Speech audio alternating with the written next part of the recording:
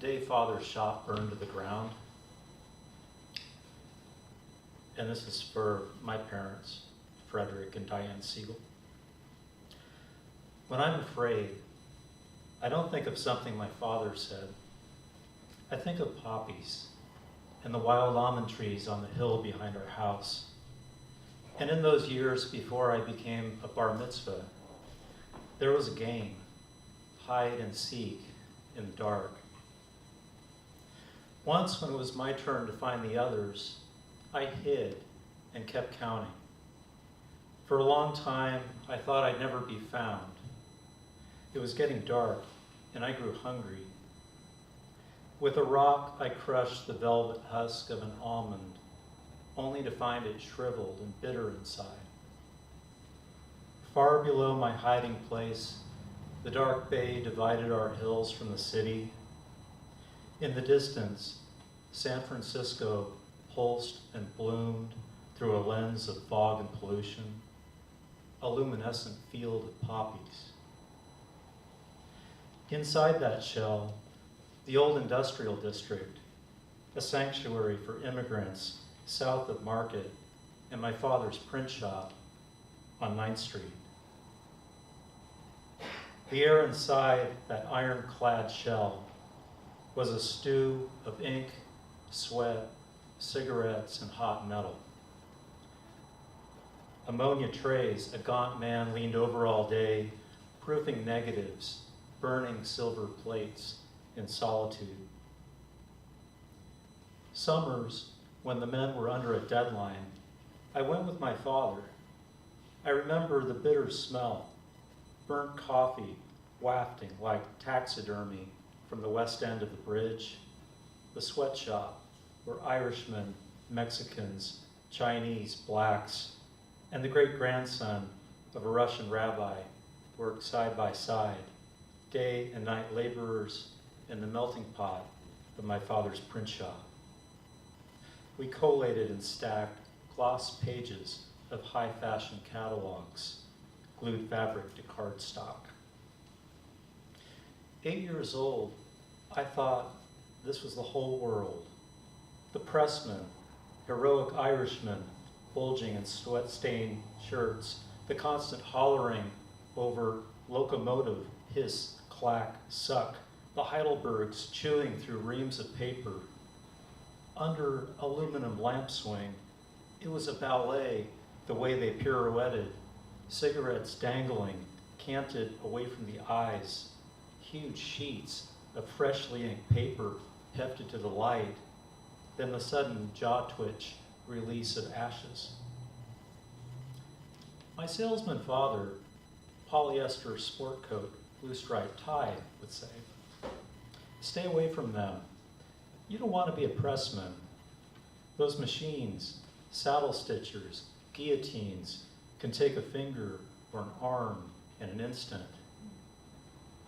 Though sometimes he'd soften, like after a good press run, his hand steadying my shoulder, leaning over, showing me how to feed bolts of fabric into the steaming hot swatchbacking machine. Pressman looking on, smiling through ink-stained teeth. Then there was Mrs. Hickey. She was never happy. Even after a good press run, she'd be carrying on over something, yelling at my father about some customer or money. She ruled the place with a temper that rivaled the presses. Unpredictable around children, I thought she just hated Jews. My mother heard from a neighbor who had been watching the evening news. The building went in less than 2 hours. Oil and ink boiled, and the 2-ton Heidelbergs burned through 2 floors to the basement. Firemen found a pool of molten metal on concrete slab. They said one in a string of 5 arsons. Dismal was our dinner that night. My mother slowly twirling in front of the oven, wrapped in telephone cord. I knew it was a time. Something about insurance and grandfather. San Francisco by way of Shanghai grandfather. Son of a Russian rabbi grandfather. Family fled Bolshevik prosecution grandfather. Once I asked for Grandpa's birthday. Was he alive during the earthquake? Maybe '09 or '12, my mother said. Not even he knows for sure. At the table, a feeling came over that I had never felt before, a black cape, when she said, "Go, just go outside and play." It had grown dark, and the hills made a forlorn sound. Some bay winds turned up slope and found me. For a long time I counted and shivered under the almond tree, hunched in the dirt alone, turning over stones. What are we going to do? Will my father have the answer? Will they take our home? Then I felt a great surge. A heartbeat stirred among the rocks and grasses. I pressed my ear to the ground and heard the steady taproot pulse of a great clock whirring, and his voice, "With love you sustain the living. With great compassion give life to all. You send help to the falling and healing to the sick. You bring freedom to the captive and keep faith with those who sleep in the dust." Then I lowered my hands and turned to face the world.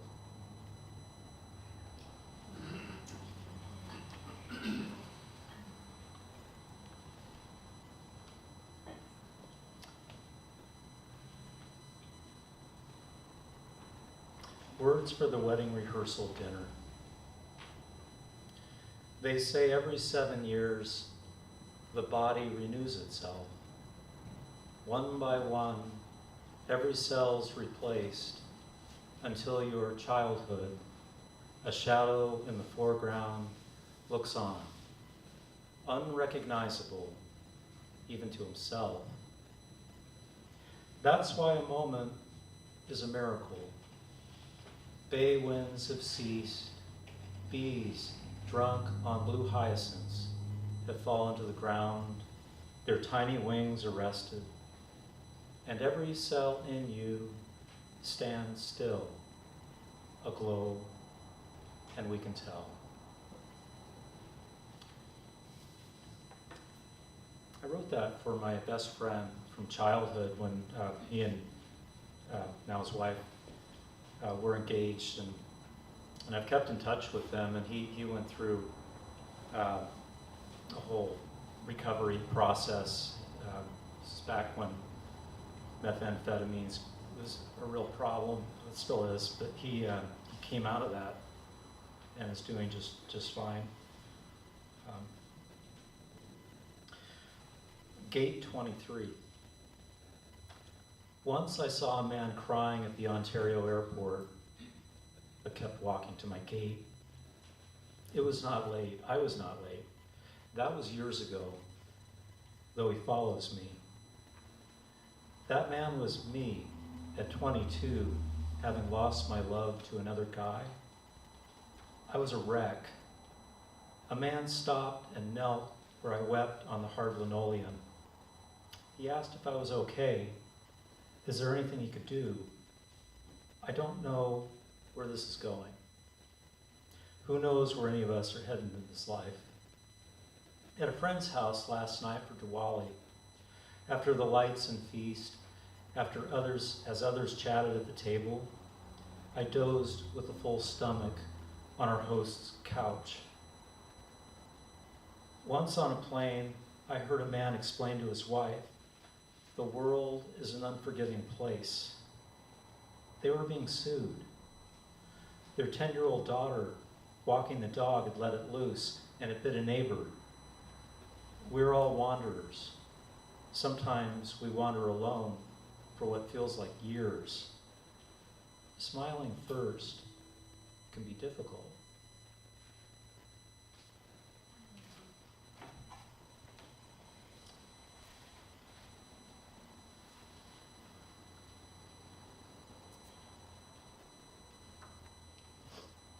This is called Gen Z. It's in Generation Z. Under your watch, the Gordian knot of extraction and plunder comes undone. No drones, that hawks grace the sky. Under your watch, the city glimmers. Streetcars carry babies safely. Grandfathers teach Tai Chi. No bullets. Crops do not fail. We barter. No revolution finds us. We sleep safely without power. Under your watch, the oceans stop rising. All passengers wing walk to safety. Children in all countries know 5 languages. Under your watch, the water is clean again, the fish plentiful, and the rice cooked to perfection.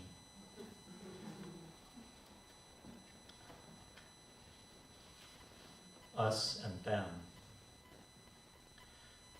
When the power goes out and older power switches on, your heart pounds in the dark.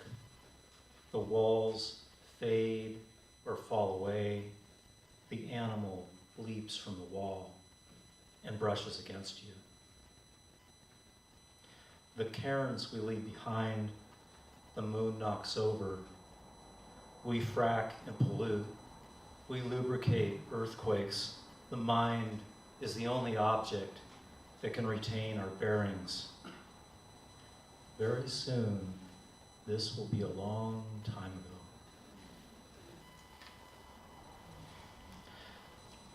The most powerful life skill is eye contact.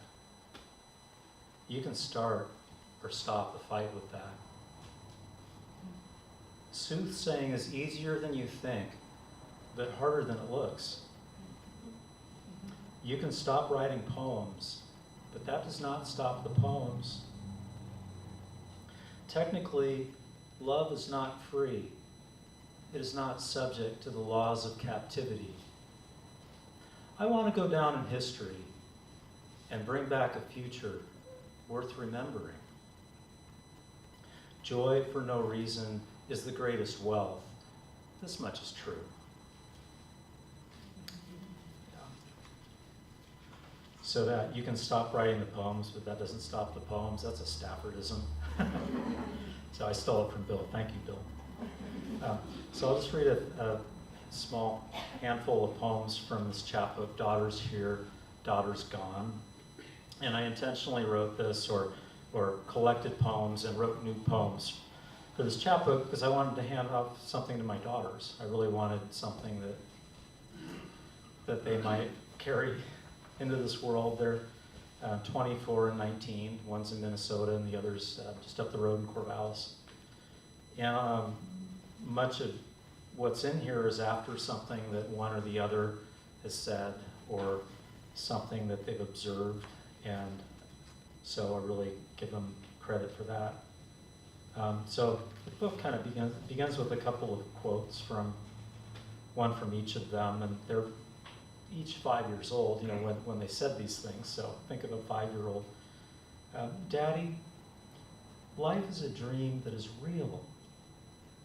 Look, there's construction out there. That's Leanne.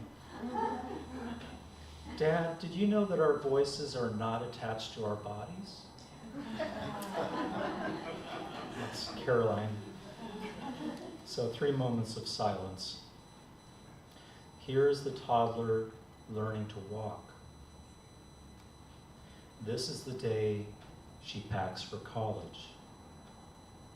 Here is the way you give her away, as though she were yours to give.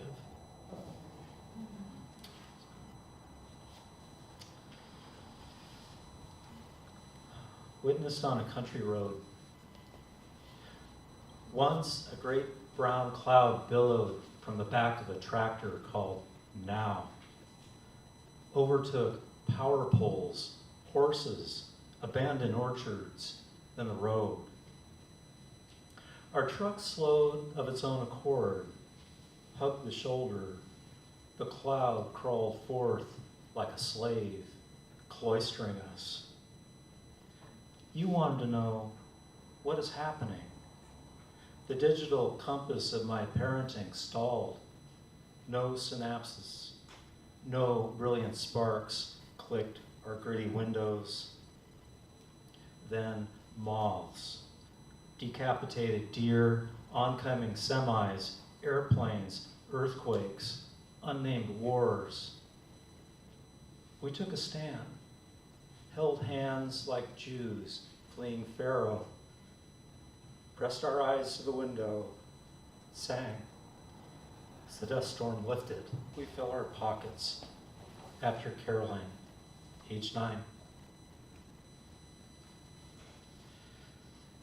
I think of you under your sheets hiding. A storm of your own making builds outside the window. Dreams, like bats, tug our tents, yours and mine from afar. We are geologists. We fill our pockets with carnelian agates and less beautiful specimens, clamshells split and riddled by sea lice, false fossils, bits of iron slag hauled in t-shirt rucksacks from the shoreline. We keep these close, talismans to ward off nightmares and stranger premonitions. We care for them like brittle birds, the way I care for these words, little glass origami I carry down the mountain to tell you someday.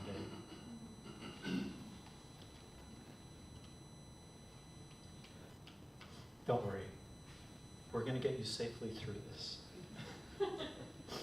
Trick or treat. One of you is the girl wizard, the other Tina Fey impersonating Sarah Palin. Democrats on our street eat it up. Republicans adore you. One couple invites you inside. We do not know their names, but it doesn't matter. We pay too much for insurance, but are grateful for our health.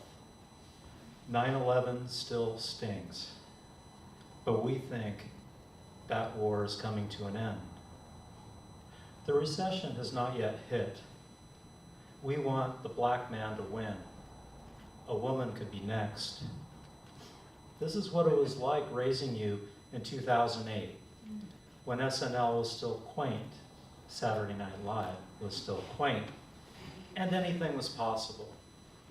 Imagine that, if you can. I think we can, I think we must, I think we can imagine. So I'll close with this poem. Coach. I like that word, coach. It's sort of like, what is he going to talk about? Is he going to talk about teaching how to play football or something, or where are we going with this? All right, coach. I've been giving this a lot of thought. Maybe too much. After the in-flight snack with complimentary drink, I think we deserve a story. Something from a felt-covered book, softly tendered by a new mother with a Midwestern lilt.